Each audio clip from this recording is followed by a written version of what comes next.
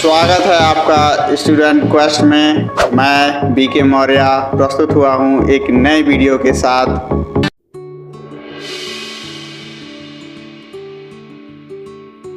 नमस्कार साथियों, इस वीडियो में हम राष्ट्रीय हितों के प्रकारों की चर्चा करेंगे। राष्ट्रीय हितों के प्रकारों की चर्चा करने से पहले हम ये देख लेते हैं कि हित कितने प्रकार के होते हैं। एक विचारक हैं थॉमस रॉबिन्स। थॉमस रॉबिन्स ने हितों को दो प्रकारों में बांटा है, एक है राष्ट्रीय हित और दूसरा है अंतर्राष्ट्रीय हित। तो सबसे पहले हम राष्ट्रीय हितों के प्रकारों की चर्चा कर लेते हैं, अंतर्राष्ट्रीय हितों के प्रकारों की चर्चा हम बाद में करेंगे। इन्होंने हितों को बेसिकली दो भागों में बांट दिया, पहला राष्ट्रीय हित और फिर अंतर्राष्ट्रीय हित।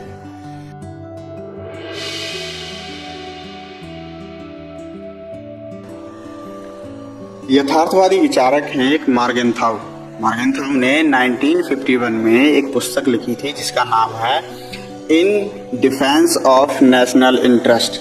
इसमें इन्होंने राष्ट्रीय हितों को दो भागों में बांटा। पहला है स्थिर या मार्मिक राष्ट्रीय हित और इसी को दीर्घकालिक राष्ट्रीय हित कहते हैं। दीर्घकालिक राष्ट्रीय हित के अंतर्गत इन्होंने कुछ बातें बताई कि कौन सी चीजें दीर्घकालिक राष्ट्रीय हित में शामिल होती हैं। तो उन्होंने पहला बताया भौगोलिक एकता एवं अखंडता। मतलब कोई भी देश अपनी भौगोलिक एकता और अखंडता के साथ कंप्रोमाइज नहीं करना चाहता। वो किसी भी सिचुएशन में अपनी भौगोलिक एकता और अखंडता को बनाए रखना चाहता है, चाहे उसके लिए युद्ध ही क्यों ना करना पड़े। और दूसरा है सुरक्षा। तो ये दो चीजें उन्होंने रखी। राष्ट्र की सुरक्षा के लिए हर तरह से प्रयास करेगा, वो राष्ट्र अपनी सुरक्षा के लिए हर तरह से प्रयास करेगा। किसी भी परिस्थिति में वो ये दो हित जो हैं कंप्रोमाइज नहीं कर सकता। एक राष्ट्र, इसमें किसी भी तरह का समझौता नहीं हो सकता। इसीलिए इनको स्थिर या मार्मिक या दीर्घकालिक राष्ट्रीय हित कहा जाता है। और अगला प्रकार जो आता है वो उन्होंने बताया था अस्थिर या गौड़, और इसी को बोलते हैं अल्पकालिक राष्ट्रीय हित। अल्पकालिक राष्ट्रीय हित के अंतर्गत इन्होंने कई सारे पॉइंट बताए। इसमें पहला पॉइंट बताया सामाजिक। मतलब सामाजिक स्तर पे अगर कुछ होना है, कुछ चीजें हो रही हैं, तो वो उससे रिलेटेड कोई भी हित है तो वो अल्पकालिक, उसे बदला जा सकता है। दूसरा है आर्थिक और तीसरा है सांस्कृतिक हित। ये जो तीनों हैं, सामाजिक, आर्थिक और सांस्कृतिक, या इसमें और भी कई सारे पक्ष शामिल हो जाते हैं। ये जो चीजें हैं इनमें हम समझौते के माध्यम से या सहयोग के माध्यम से, मतलब इनके साथ हम थोड़ा बहुत कंप्रोमाइज करेंगे तो चल जाएगा। तो इनमें कंप्रोमाइज किया जा सकता है, इसीलिए इनको अल्पकालिक बोला जाता है। और ये कुछ समय के लिए होते हैं, कुछ समय में बदलते रहते हैं। ये वाले जो गौड़ राष्ट्रीय हित हैं ये बदलते रहते हैं समय परिस्थिति के साथ। किसी के साथ हम अभी हमारा आर्थिक हित है किसी देश के साथ तो हम उससे अपना संबंध बनाए हुए हैं, जब नहीं रहेगा तो संबंध तोड़ लेंगे। तो ये चीजें एक दीर्घकालिक नहीं है, अल्पकालिक है। तो जो अल्पकालिक जो हित है या अस्थिर या गौड़ जो राष्ट्रीय हित है, इनके ऊपर कई तरह के सब कैटेगरी में भी इनको डिवाइड किया गया है। इनकी सब कैटेगरी में कैसे डिवाइड किया है इन्होंने कहा ये जो गौड़ राष्ट्रीय हित है इनके ऊपर अलग अलग समय में अलग अलग तरह से कई फैक्टरों का प्रभाव रहता है। इसके सब कैटेगरी भी बनाई है, जिसमें उन्होंने पहली कैटेगरी बनाई है उपराष्ट्रीय हित, मतलब सब नेशनल इंटरेस्ट। सब नेशनल इंटरेस्ट में क्या होता है, मतलब किसी देश के अंतर्गत रहने वाला कोई विशेष वर्ग की व्यक्ति या समूह या अल्पसंख्यक समुदाय वो अपने विशिष्ट हितों को राष्ट्रीय हित के साथ रिप्लेस कर दे। जैसे वो सत्ता में आ जाए, सत्ता में काबिज हो जाए, एक कुछ मुट्ठी भर लोग सत्ता में काबिज हो जाएं और वो अपने इंटरेस्ट को ही राष्ट्रीय इंटरेस्ट घोषित कर दें।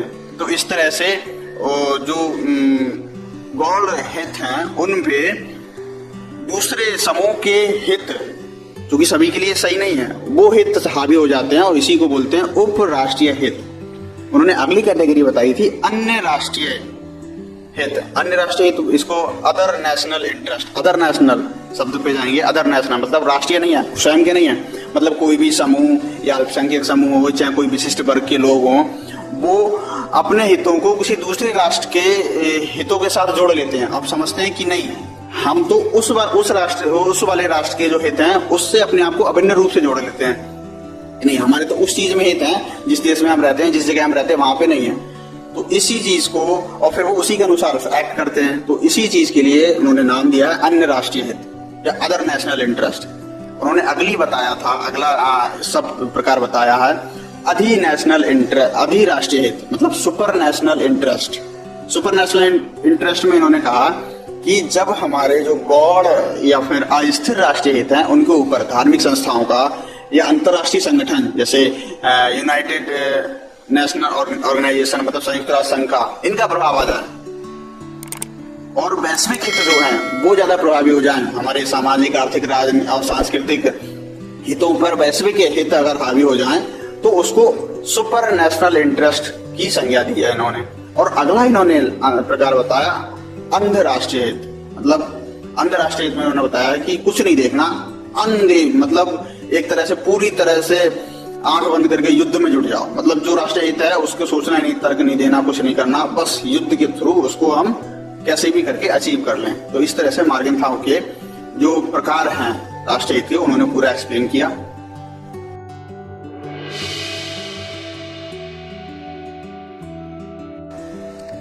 केनेथ वाल्ट्ज विचारक हैं, इन्होंने 1959 में एक पुस्तक लिखी थी जिसका नाम है man the state and war.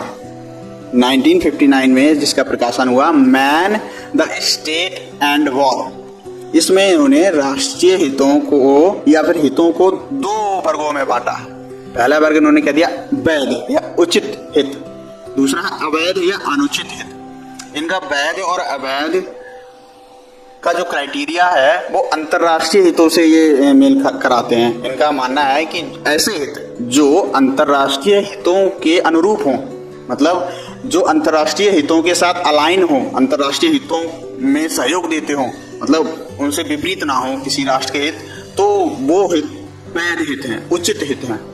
और ऐसे हित जो अंतर्राष्ट्रीय हित के विपरीत जाएं या अंतर्राष्ट्रीय हितों के विरुद्ध हो जाएं, वो सारे के सारे अवैध और अनुचित हित हैं।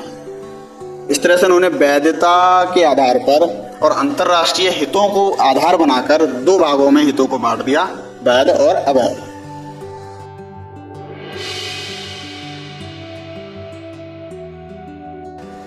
जोसेफ फ्रैंकल एक विचारक हैं, इन्होंने भी राष्ट्रीय हितों को दो भागों में बांटा या हितों को दो भागों में बांटा। इन्होंने पहला प्रकार बताया था वस्तुनिष्ठ यानी ऑब्जेक्टिव इंटरेस्ट, वस्तुनिष्ठ हित। अच्छा, जो वस्तुनिष्ठ हित हैं वो प्लेटो के तरीके पर आधारित है, मतलब प्लेटो के विचारों पर आधारित है। प्लेटो के विचारों पर आधारित कैसे हैं? जैसे प्लेटो भी लोकतंत्र को बुरा मानता है, तो इनके जो विचार हैं वो भी गैर लोकतांत्रिक राज्यों के द्वारा अपनाए जाते हैं और इनमें जो है वो जो मूल तत्व है उस पर ज्यादा ध्यान दिया जाता है, प्रक्रिया पे ध्यान नहीं दिया जाता कि लोकतंत्र का जो राष्ट्रीय हितों का जो निर्माण हो रहा है वो किस तरह से हो रहा है, किस प्रक्रिया के माध्यम से हो रहा है, उस पर ध्यान नहीं दिया जाता, बल्कि राष्ट्रीय हितों को जो मूल तत्व हैं उनको प्राप्त करने के लिए सीधा उन पे ध्यान दिया जाता है, बाई हुक बाई क्रुक। इसी से प्लेटो कहता है कि नहीं, लोकतंत्र के आधार पर हम सबकी सम्मति को सुनेंगे तो वो सबसे खराब शासन हो जाएगा और जो आदर्श राजा होगा वो जो निर्धारित करेगा और जो एक बार उसने बता दिया वही सबका हित हो जाएगा, उसी में सबका कल्याण होगा। इसी तरह से ये जो वस्तुनिष्ठ हित हैं इसमें भी केवल जो आधिकारिक सत्ता होगी वो जो बता देगी वही हित उत्तम होगा और उन्हीं इसीलिए ये प्रक्रिया पे ध्यान देते नहीं है, ये मूल तत्व पे ध्यान देते हैं। और उन्होंने दूसरा प्रकार बताया था व्यक्तिनिष्ठ हित, दूसरा प्रकार उन्होंने बताया था व्यक्तिनिष्ठ हित। व्यक्तिनिष्ठ हित बोले तो सब्जेक्टिव इंटरेस्ट। सब्जेक्टिव इंटरेस्ट जो है वो अरस्तु के विचारों से मेल बहुत खाता है, क्योंकि अरस्तु डायलॉग फॉर्म में विचार विमर्श पे ज्यादा ध्यान देते हैं। तो इसीलिए ये जो व्यक्तिनिष्ठ हित है, व्यक्तिनिष्ठ जो हित है, इसमें हितों के निर्माण की जो प्रक्रिया है इस पे ध्यान दिया गया और विचार विमर्श, वाद विवाद, तर्क वितर्क के आधार पर राष्ट्रीय हितों का निर्माण किया गया। और जो हितों को जो मूल तत्व हैं सीधा मूल तत्व पर ध्यान नहीं दिया गया, हितों के निर्माण की प्रक्रिया के माध्यम से हितों का लोकतांत्रिक तरीके से निर्माण किया गया। और इसीलिए ये जो व्यक्तिनिष्ठ हित हैं इनको लोकतांत्रिक देश अपनाते हैं। तो जोसेफ फ्रैंकल ने ये दो प्रकार बताए थे।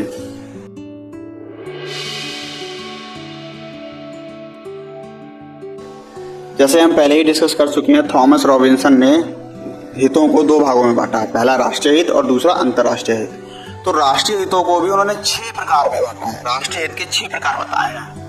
पहला है जिसे हम बोलते हैं प्रथम कोटि का हित या फिर प्राइमरी इंटरेस्ट। प्राइमरी इंटरेस्ट में वही इंटरेस्ट आते हैं जैसे भौगोलिक एकता, अखंडता और सुरक्षा।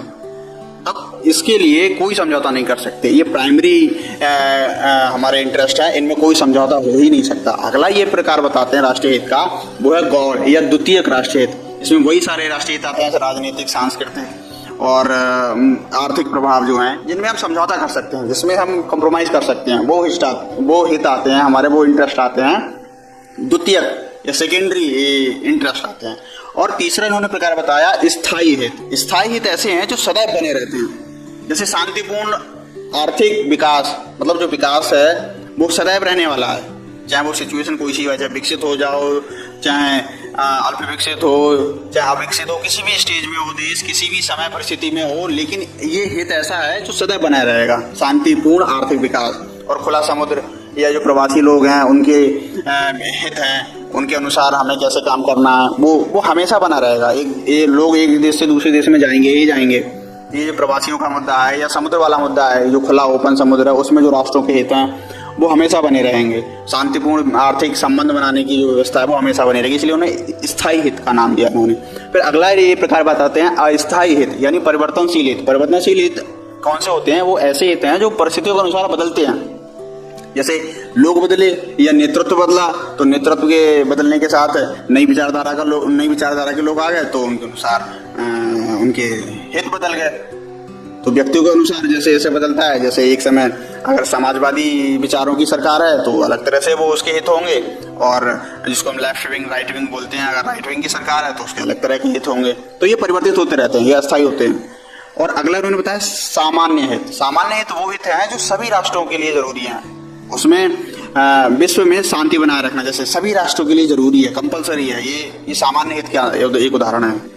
विश्व शांति की स्थापना सामान्य हित का उदाहरण है। और अगला ये बताते हैं विशेष हित। विशेष हित होता है कि राष्ट्र विशेष की परिस्थितियां कैसी हैं, उसके हित उसे किस किस में है वो रखता है। जैसे अभी हमने देखा इजराइल और हमास का जो कॉन्फ्लिक्ट हुआ, तो सबसे पहले हमास ने इजराइल पे आक्रमण किया, तो उस विशेष परिस्थिति में इजराइल का हित क्या था, उसने एक्ट किया। लेकिन अभी जो कर रहा है वो सही नहीं है। तो अभी का हित वो सही नहीं है, लेकिन उस विशेष परिस्थिति में जो विशेष परिस्थिति उत्पन्न हुई थी उसमें, जैसे अभी यूक्रेन के साथ विशेष परिस्थिति उत्पन्न हुई है, तो उसका उसमें हित क्या है, ये विशेष हित के अंतर्गत आते हैं।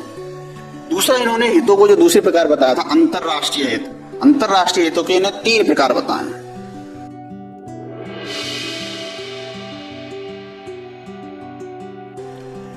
अंतरराष्ट्रीय हित, तो थॉमस रॉबिन्सन ने अंतरराष्ट्रीय हित के 3 प्रकार बताए हैं, हम पहले भी डिस्कस कर चुके।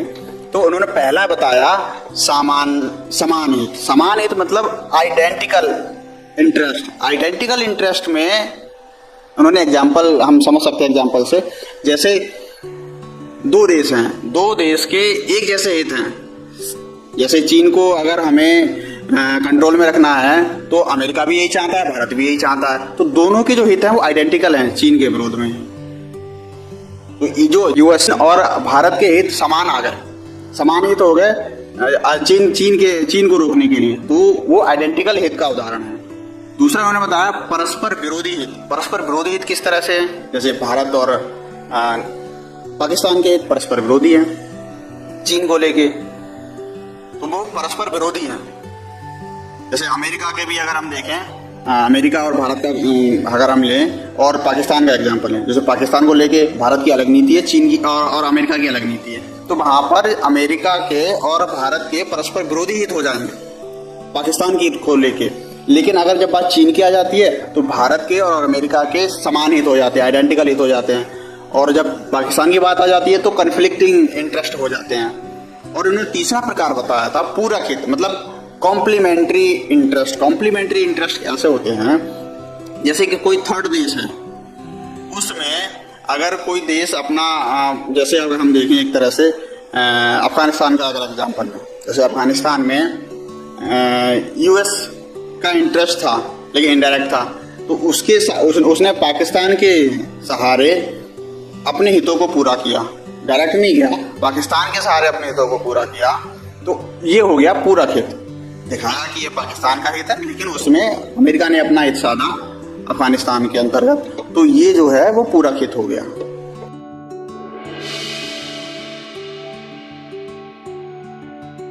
अब हम चर्चा कर लेते हैं राष्ट्रीय हित वर्सेस वैश्विक हित की। मतलब राष्ट्रीय हित क्या वैश्विक हित के विरोधी हैं, या राष्ट्रीय हित वैश्विक हित या अंतर्राष्ट्रीय हित के समर्थक हैं, या दोनों में कोई संबंध है या नहीं भी है।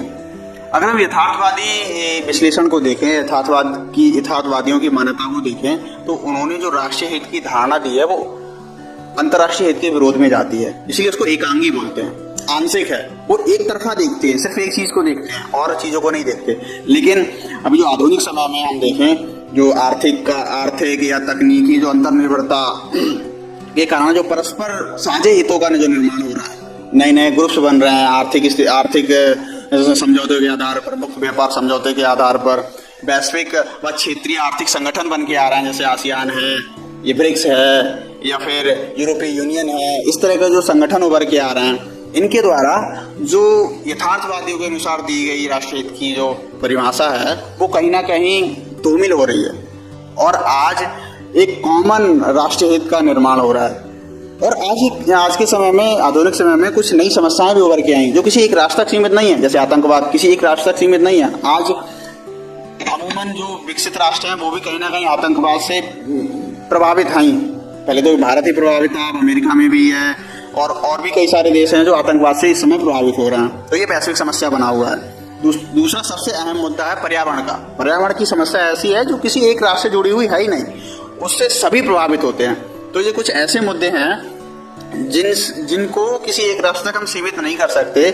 इसीलिए आज के समय में राष्ट्रीय हित को अंतर्राष्ट्रीय हित या वैश्विक हित का पूरक माना जा रहा है, कि ये दोनों कंट्राडिक्टरी नहीं है, ये दोनों एक दूसरे का विरोधी नहीं है, बल्कि अंतर्राष्ट्रीय हित को पूरा करने के लिए राष्ट्रीय हित जो है वो सप्लीमेंट्री की भूमिका निभा रहे हैं, पूरक की भूमिका निभा रहे हैं। इस प्रकार दोनों एक दूसरे के पूरक हैं। तो धन्यवाद। आज की वीडियो में इतना ही, अगली वीडियो में मुलाकात होगी, तब तक के लिए नमस्कार। वीडियो देखने के लिए धन्यवाद। आप सभी लोग हमारे चैनल को लाइक करें, शेयर करें, सब्सक्राइब करें, और हमारी वेबसाइट भी है gsmantra.in, उसको भी एक बार विजिट करें।